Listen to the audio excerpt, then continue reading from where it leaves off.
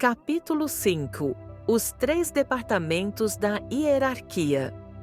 Já discorremos sobre o assunto da fundação da hierarquia na Terra e vimos como ela surgiu, ocupando-nos também com certas crises que ocorreram e que ainda afetam os acontecimentos no tempo presente.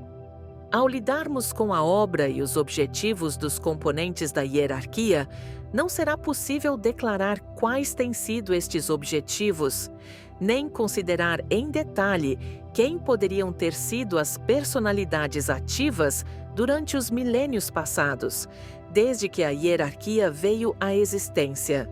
Muitos grandes seres de origem planetária e solar e 1 ou 2 vezes de origem cósmica deram por vezes sua ajuda e residiram em nosso planeta por um breve período.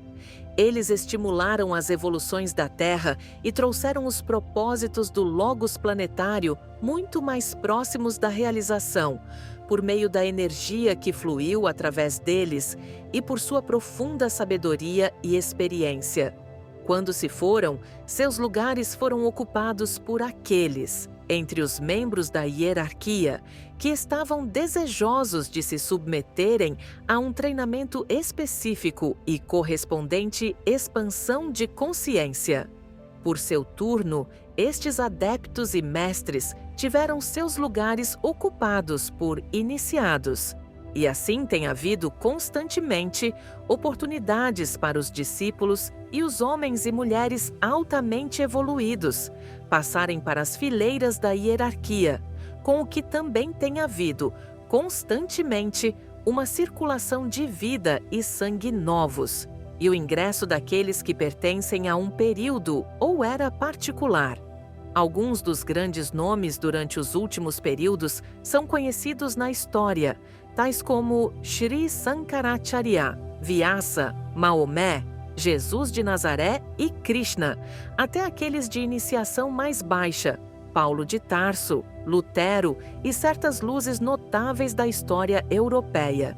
Estes homens e mulheres têm sido sempre agentes para executar os propósitos da raça, para produzir condições grupais e para acelerar a evolução da humanidade. Algumas vezes, aparecem como forças beneficentes, trazendo consigo paz e contentamento. Mais frequentemente, porém, vieram como agentes de destruição, destruindo as velhas formas de religião e de governo, de maneira que a vida dentro da forma rapidamente cristalizante pudesse libertar-se e se construísse um veículo novo e melhor. Muito do que é declarado aqui já é bastante conhecido e já foi divulgado em diferentes livros de ocultismo.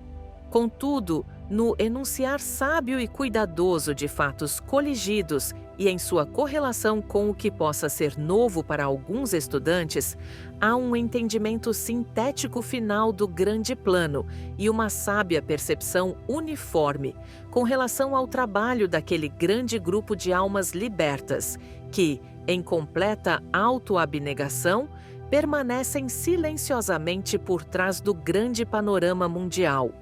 Pelo poder de sua vontade, pela força de suas meditações, pela sabedoria de seus planos e pelo conhecimento científico da energia que possuem, eles dirigem as correntes de força e controlam os agentes construtores de formas, que produzem tudo o que é visível e invisível, o móvel e o imóvel na esfera da criação, dentro dos 3 mundos. Isto, unido à sua vasta experiência, é o que os capacita a serem agentes da distribuição da energia do Logos planetário. Como já foi afirmado, encabeçando todos os trabalhos, controlando cada unidade e dirigindo toda a evolução, está o Rei, o Senhor do Mundo, Sanat Kumara, a juventude de verões eternos e a fonte da vontade, demonstrando-se como amor do Logos planetário. Cooperando com ele como seus conselheiros estão 3 personalidades chamadas os Budas Pratyeka, ou Budas de atividade. Estes 4 são a encarnação da vontade ativa, inteligente, amorosa. Eles são floração plena da inteligência, tendo atingido, num sistema solar anterior, aquilo que o homem está agora lutando para aperfeiçoar. Em ciclos anteriores deste sistema, eles começaram a demonstrar amor inteligente e, do ponto de vista do ser humano comum, eles são amor perfeito e inteligência perfeita. Embora do ponto de vista daquela entidade que abrange até o nosso esquema planetário em seu corpo de manifestação, esse aspecto de amor esteja apenas em processo de desenvolvimento e a vontade seja apenas embrionária. Outro sistema solar verá frutificar o aspecto vontade, assim como o amor amadurecerá neste. Permanecendo ao redor do Senhor do mundo, mas retirados e em condição esotérica, estão mais 3 Kumaras, que completam os 7 da manifestação planetária. Seu trabalho é, para nós, necessariamente obscuro. Os 3 Budas esotéricos, ou Kumaras, são a totalidade da atividade ou energia planetária, e os 3 Kumaras esotéricos corporificam tipos de energia que, até agora, não estão em completa demonstração em nosso planeta. Cada um destes 6 Kumaras é um reflexo e um agente distribuidor para a energia e força de um dos 6 outros logos planetários, os remanescentes 6 espíritos perante o trono. Somente Sanat Kumara se mantém por si mesmo e é autossuficiente neste esquema, sendo a encarnação física de um dos logos planetários, não sendo permitido esclarecer de qual deles, pois este fato é um dos segredos da iniciação. Através de cada um deles passa a força vital de um dos 6 raios, e ao considerá-los, pode-se resumir seu trabalho e posição como segue. 1. Cada um deles encarna um dos 6 tipos de energia, com o Senhor do mundo como o sintetizador e o incorporador do 7º tipo perfeito, nosso tipo planetário. 2. Cada um deles se distingue por uma das 6 cores, com o Senhor do mundo exibindo a completa cor planetária, estas 6 sendo suas subsidiárias. 3. Seu trabalho está relacionado, portanto, não somente com a distribuição de força, mas com a entrada em nosso sistema de egos vindos de outros sistemas planetários e procurando experiência na Terra. 4. Cada um deles está em comunicação direta com um ou outro dos planetas sagrados. 5. De acordo com as condições astrológicas e de acordo com o girar da roda da vida planetária, um ou outro destes Kumaras estará ativo. Os 3 Budas de atividade variam periodicamente e se tornam, por seu turno, esotéricos ou esotéricos, conforme seja o caso. Apenas o rei permanece constante e vigilante em encarnação física ativa. Além destas entidades principais, presidindo na Câmara do Conselho em Shambhala, há um grupo de 4 seres que são os representantes, no planeta, dos 4 Maharajas, ou os 4 senhores do karma no sistema solar, que estão especificamente relacionados com a evolução do reino na atualidade.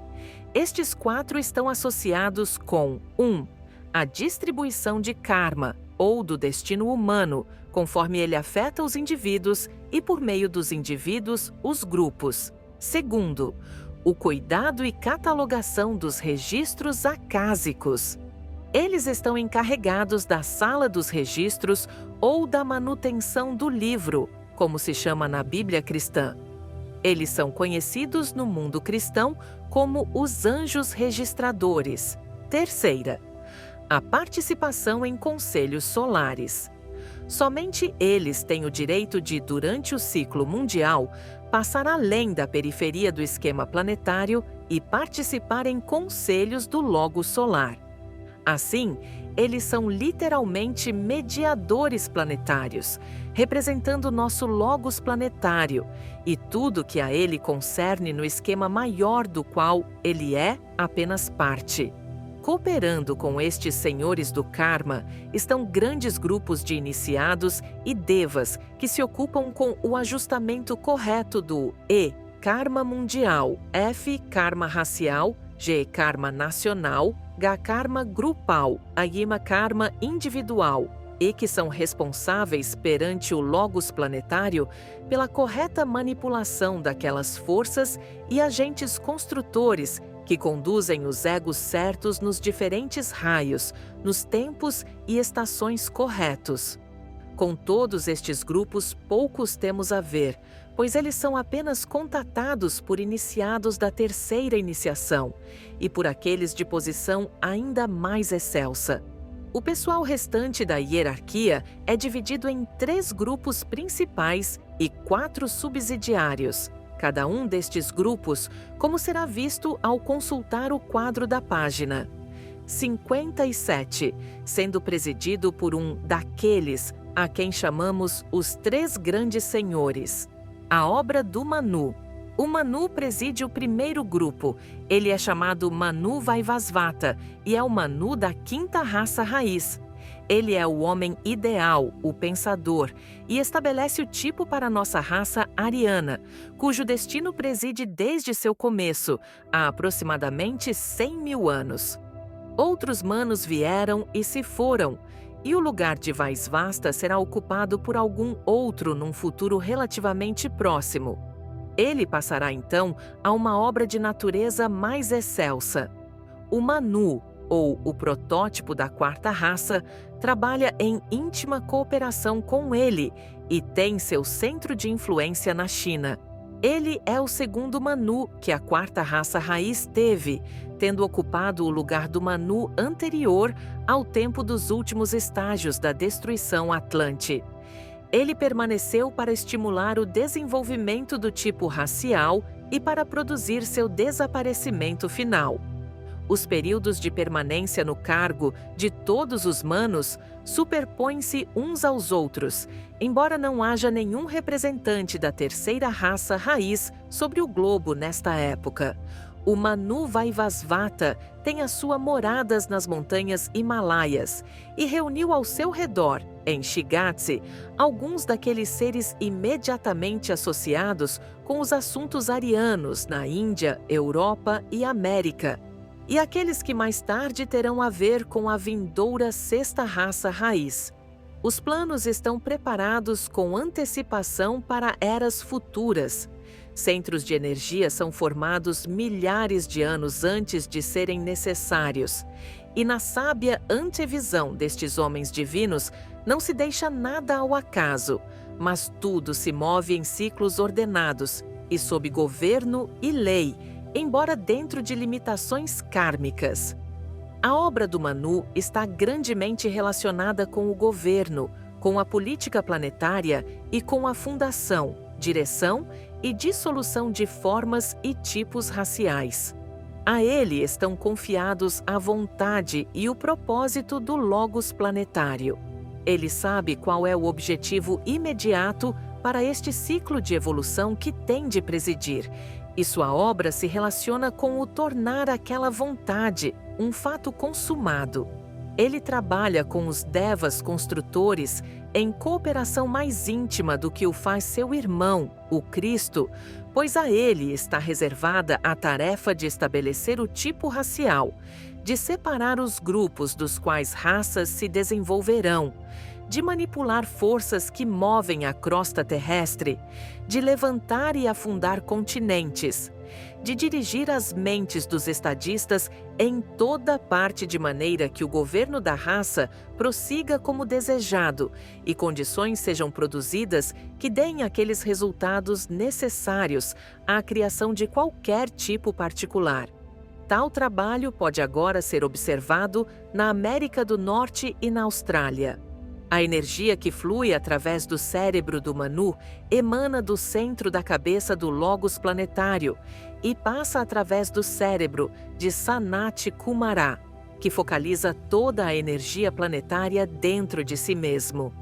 O Manu age por meio de uma meditação dinâmica, conduzida dentro do centro da cabeça, e produz seus resultados por meio da perfeita conscientização daquilo que tem de ser realizado, por meio de um poder de visualização daquilo que tem de ser feito para chegar ao fim proposto e por meio de uma capacidade para transmitir energia destrutiva e criativa àqueles que são seus assistentes. E tudo isto é produzido através do poder do som emitido, a obra do instrutor do mundo, o Cristo. O segundo grupo é presidido pelo instrutor do mundo. Ele é o excelso ser que os cristãos chamam de Cristo. Ele é conhecido também no Oriente como o Bodhisattva e como o Senhor Maitreya, e é o mesmo esperado pelos devotos maometanos sob o nome de Imam Mahdi. Vem presidindo os destinos da vida desde cerca de 600 a.C. e foi quem esteve antes entre os homens e é novamente esperado. É o grande Senhor do amor e da compaixão, assim como seu 56 predecessor, o Buda, foi o Senhor da sabedoria. Por ele flui a energia do segundo aspecto, que lhe chega diretamente do centro do coração do Logos planetário, através do coração de Sanat Kumara.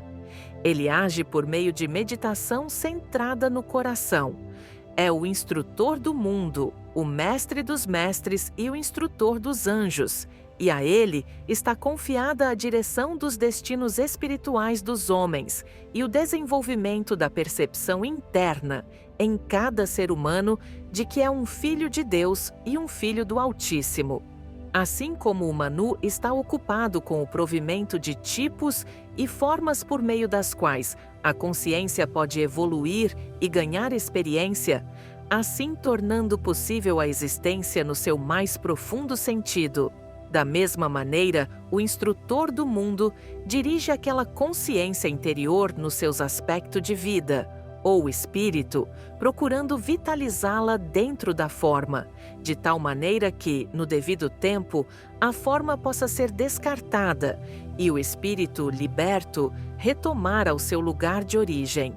Desde que deixou a Terra, como relatado na história da Bíblia com aproximada precisão, embora com muito erro nos detalhes. Ele tem estado entre os filhos dos homens, nunca se foi realmente, mas apenas em aparência, e em corpo físico, pode ser encontrado por aqueles que conhecem o caminho, residindo nos Himalaias e trabalhando em íntima cooperação com seus dois grandes irmãos, o Manu e o Mahachohan.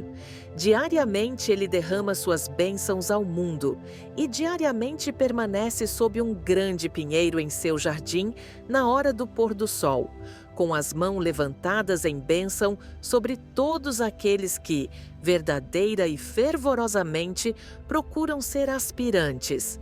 Ele conhece todos os que buscam e, embora estes possam permanecer inconscientes dele, a luz que ele derrama estimula seu desejo, nutre a centelha da luta da vida e estimula o aspirante para a frente, até amanhecer o dia momentoso em que se encontra face a face com o ser, que, em sendo elevado, ocultamente entendido, acolhe todos os homens em si próprio, como o iniciados dos mistérios sagrados. A obra do Senhor da Civilização, o Mahachohan. O terceiro grupo tem por chefe o Mahachohan. Seu governo sobre o grupo persiste por um período mais longo do que o de seus dois irmãos, e ele pode desempenhar o cargo durante várias raças, raízes. Ele é a totalidade do aspecto inteligência. O atual Mahachohan não é o que originalmente ocupou o posto durante a fundação da hierarquia nos dias lemurianos. O lugar era então ocupado por um dos Kumaras, ou Senhores da Chama, que vieram à encarnação com Sanat Kumara, mas assumiu sua posição durante a segunda sub-raça da raça raiz Atlante. Ele atingiu o adeptado durante a cadeia lunar e foi através de sua ação que grande número dos seres humanos atuais mais avançados vieram à encarnação na metade da raça raiz Atlante. A perfilhação kármica a ele foi uma das causas predisponentes, tornando assim este acontecimento possível. Seu trabalho refere-se ao estímulo e fortalecimento daquela relação entre espírito e matéria, vida e forma, o eu e o não-eu, que resulta no que chamamos civilização. Ele manipula as forças da natureza e é, grandemente, a fonte emanante de energia elétrica, como a conhecemos.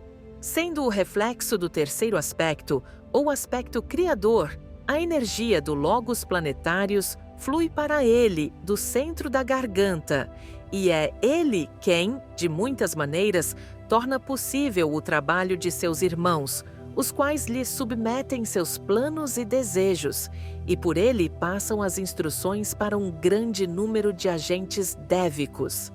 Assim, temos vontade, amor e inteligência representados nestes três grandes senhores. Temos o eu e o não-eu, e a relação entre ambos sintetizada numa unidade de manifestação. Temos o governo da raça, a religião e a civilização formando um todo coerente. E temos a manifestação física, o amor ou aspecto do desejo, e a mente do logos planetário agindo objetivamente.